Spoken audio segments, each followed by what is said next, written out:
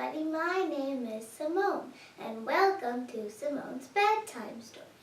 Me and my pals are getting ready to sleep and we are going to hear a bedtime story. Hi Daddy, I'm ready. Hi Simone, you ready? Yeah. Okay, so what story do you want? Mahabharat, we have to finish it. You have to finish it? Yeah. Oh, why do you have to finish it? Because you can't just leave something without finishing it. Okay, so where are we now? When Arjuna gets that big Pashupat. Powerful weapon from Lord Shiva, right? That's what happened in the previous episode. Yeah. So what are the Pandavas doing now? Well, they're on their exile for 13 years. And what are they doing?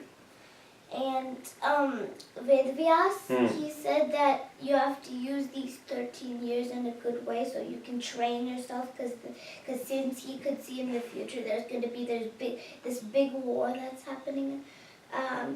That's going to happen. After their exile. So he see this big war coming and he cautioned the Pandavas. Are you going to tell me what happens in the big war in this episode? Not in this episode. It's going to take some time. Okay. So basically the Pandavas, are using this time of exile to their advantage, right? I mean, they're, preparing for the war. They're using that time wisely. Exactly. Instead of just sitting around. Exactly. Yeah. So Arjuna is working on. Arjuna went to Indrakil, come on below Mount Kailash, and did all this tough penance and got this special weapon Pasupat. Now Arjuna, Indra is the king of heaven. So there is heaven, yeah. right? Remember you were telling me the god of fire one, and then Indra, the god of heaven, he put this rain. Yeah, exactly. Yeah. So Indra is impressed with Arjuna, and Indra is inviting Arjuna, hey Arjuna, come over to heaven and spend some time with me. So Indra is inviting, and Arjuna is taking his invitation and going.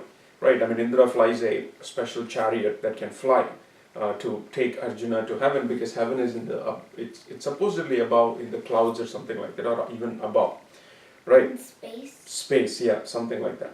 So he, Arjuna goes there, and there is, there are a lot of people live in heaven, or at least typically, the story is that people that do good things go to heaven, and the people that do bad things go to hell, and What's hell? Hell is where people that do bad things while they live in the earth, they go and suffer there. For example, if they did really mean things to other people, they get beaten up there. And if they do, cheat people, they get again beaten up there. They face all those sentences. If they kill people here, they get really, really bad punishments for all the bad things they do here in the earth, right? So if you're good, you go to the good heaven. If you're bad, you go to the bad hell. Bad hell, exactly. So there you go through all these punishments for all the bad things that you did while you were in the earth, right? That is every religion has their own philosophy. So you have to face that. So exactly. You learn your lesson. Exactly. But will you ever have a time to go to heaven if you're bad? So you'll never get. Supposedly you don't get that chance. Yeah, if you're bad, you don't get that chance. But if you're good, treat people nicely. I'm good. Yeah. So that's. I mean, see. That's all part of religion, right? I mean, you have to understand the difference between religion and God. Religion is a set of rules put together by people to make sure, when people live in the earth, they do good things, right? And everybody got inspired by, certain God, and they interpreted, God in so many different ways, and they came up with those rules. And they prayed to God. Exactly. So that's religion, right? God is this universal consciousness that, if you ask for something with truthfully from your heart, with a lot of focus and a lot of but dedication. You can't just say, God, please give me something like that. You just have to keep sitting there and doing. You have to show that you want it really, really badly, and you will be responsible if you get it. That's very important. You cannot say, oh God, I want candy, and then go and watch your TV, and then forget about it, and then again, after a few days, oh God, I want another candy. I asked you for candy, and then again go run away, and then go play with your. You have to be intent and focused and ask for it. in a dedicated manner. You have to be focused. You can just You cannot give just me candy. and then run away and then and then again come back and then, oh God, I asked you for candy. Come on, God. It's not like that. Yeah, right? You have to be nice, Yeah, respectful. respectful, and that's all built in the way. At least the Indians and the South Indians live their life. That's why. When you say South Indians, I keep thinking about South Africans. Why? I don't know. Do you even know what South Africa is? No. Then why do you? What does that mean to you when you say South Africa? What does it mean to you? I just keep thinking that because I just keep sometimes hear that South Africans, South Indians. Okay. So I just get confused. Okay. So that's why if you you probably experience this in Tata's home, right? Tata and Avva's home. They pray God with so much reverence. That means with so much respect. Yeah, and usually me and one of my friends in India, we go to Tata's place and we pray with him. Exactly. So that's all part of this thing. So because you have to show your respect for God. Remember I told you God is something like you can think of him as your great grandpa. Exactly. And how would you treat your great grandpa if he lives in your home? So you'll be very respectful. You'll be very When he says, "Can you please get me water?" You'll just go run quick and get him water. Exactly, something like that, right? So that's what I'm trying to relate God to you for a 8-year-old kid. So I will understand. Exactly. So now Arjuna got this invite. Arjuna got this invite from Indra, the king of heaven. So Arjuna is taking that invitation and then going to heaven, and he's amazed to see all these things that they have in heaven.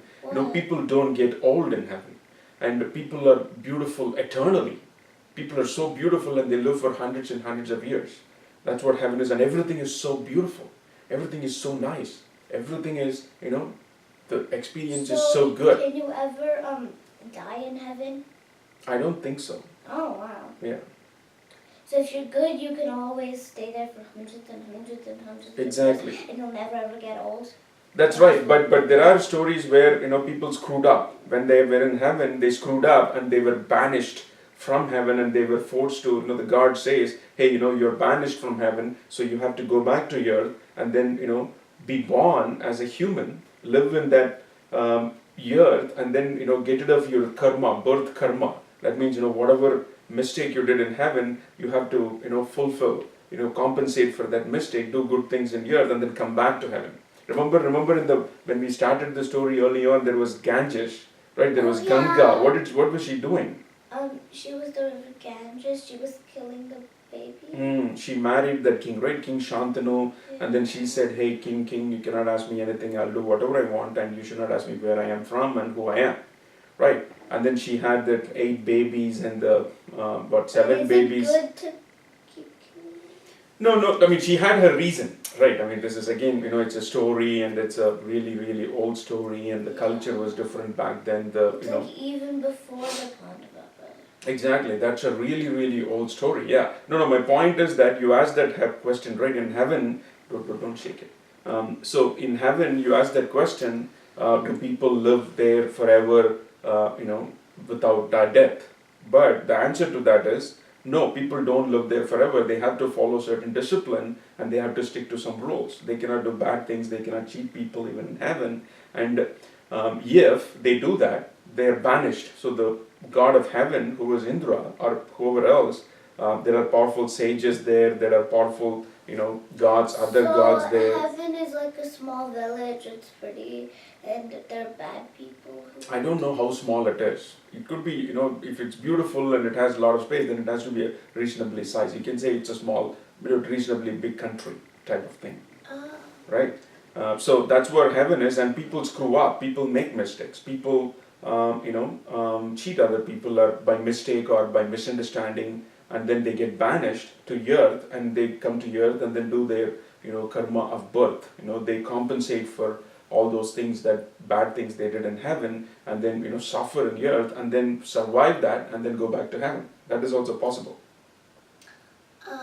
So like this, Arjuna is being then- invited to Indralok, and Arjuna goes there and he's amazed to see all these things. And he meets another woman there, another beautiful lady there, and her name is Urvasi. And Urvasi likes Arjuna so much, but somehow, Urvasi is really, really old, right? But people there live for a long time, and they look very beautiful. And Arjuna says, "Hi, I'm happy to hear that you like me and you want to marry me, but really, I am like your son because you are such an old woman, technically, right? Mathematically, if I look at your number of years you've lived, mathematically you are much, much older than me, so I'm really, your son." That's what Arjuna says. And Urvashi gets mad. What? What are you talking? I don't like this. And then she curses him. You are going to become a eunuch. You will become a eunuch. And she curses him. What is eunuch? Eunuchs are men, but they look like women. See, Arjuna was a great man, right? Arjuna was a warrior. Arjuna was very focused. Arjuna was almost like a king, right? He didn't have the title of king because his eldest brother Yudhishthira had the title, but he was like a king. He did a lot of good things. He saved a lot of people. He's very, he's a warrior. So He's a brave guy. Whatever that's called is, you're a man, but you look like a woman. Exactly. So Arjuna becomes like a woman, and but what? Turn adversity into what? Opportunity, right? So Arjuna thinks, really, okay, and the years are passing by. Now 13 years they have to live in exile, so they are like, I think it's almost 10 years now, and Arjuna thinks, hey, being this eunuch will really help me, because on the 13th year I can disguise myself really, really well and hide from the who? Kauravas. Who is the leader of Kauravas? Duryodhana. Hide from Duryodhana and Shakuni. Shakuni is also helping Duryodhana to, win this throne by whatever means But what they about, can. what if since Arjuna, he can disguise himself so well, what if the Pandava brothers don't recognize him? Oh, that he can explain. He can always see if you go through something like that. You can always tell your near and dears, tell all the story, and they'll understand. They'll help him, right? So the Pandava brother, even though the Pandava brothers don't recognize him, he can go and tell, hey Bhima, this is what happened. Hey Yudhishthira, this is what happened. Hey, Draupadi, this is what happened. So I'm really Arjuna, but This is what happened. exactly. So that's what he was going to do. So he went to Indralok, and then he did all this, and this Urvashi, cursed him to become a eunuch, so he became a eunuch. And after that, Indra was, happy with the Arjuna staying there, and then Indra gives him another weapon called the Vajra. Vajra is another powerful weapon. So Arjuna collects that weapon also, and then comes down to meet the Pandavas. Yeah. So comes down to meet the Pandavas. That's the first part. And then what happens is, so basically these guys are preparing, right? These guys are preparing, what is the next part? I think he gets that, Arjuna gets the Vajra. So Arjuna first got Pashupat, and then Arjuna gets the Vajra weapon. And now, he has come back to the Pandavas. They're all, getting ready to, what was that? See, there is something that I think I missed. Okay, let's keep going. So now these Pandavas are getting ready to go to No. Okay, yeah. The second part is, so now the Pandavas are living in this place called Dvaita Vana. Dvaita Vana is Dvaita forest. Vana means forest in Indian language. It's actually technically, I think it's Sanskrit. So Dvaita Vana, these Pandavas are living, and Duryodhana gets the word. Duryodhana learns, hey, this is like somewhere around 11th year or 12th year. So Duryodhana learns that these people are living in Dvaita Vana forest, and they have disguised themselves as, they're living like ascetics. Ascetics are the sannyasin people. Ascetics are people that have given up everything. They don't, they don't see now. We want to buy this, we want to buy that. We have a lot of desires. Normal people have a lot of desires, right? Desire means what? Like goals, you want to get this, you want to get that. Yeah, I want that. Hey, I want that. I want to wear gold. I want to wear this pretty dress. I want to drive that cool car. I want to have this, biggest home ever. I want to have that, beautiful, golf club.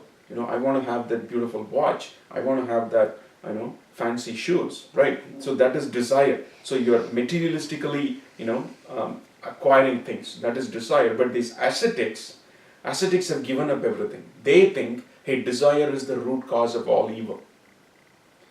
If a person can get rid of desire, then he'll not have any problems. That's what ascetics think. So they give up everything, and then they go and just dedicate their lives to God or some good cause. That's what they do. Okay. And they work on figuring out the truth. They work on what is this life about? What is this what is this body about? What is this soul about? What happens to the soul after but they body need dies? to prepare. Prepare for what? For the war. Yeah. I mean, see, they're living in the middle of ascetics in Dvaita Vana, right? So Duryodhana has heard this thing, and Duryodhana is thinking, hey, you know what? Duryodhana and Shakuni are again planning. Hey, now it's going to be 12 years, it's going to get over. So, we got to have a plan to get rid of them, to banish them permanently so they never ever come and bother us. Right? So, Shakuni and Duryodhana are thinking, hey, you know what? We are going to go to the Dvaita forest, and we are going to pick a quarrel with them. We're going to pick a fight with them, and then in the fight, we'll kill them. So that way, they'll not come to bother us again ever. That's what Duryodhana is scheming, right? Okay, so Duryodhana and Shakuni are going, and now the Pandavas, hear that Duryodhana is coming with this, wicked plan, and the Pandavas are asking for help to, dug out, this guy just came from Indralok, right? Who?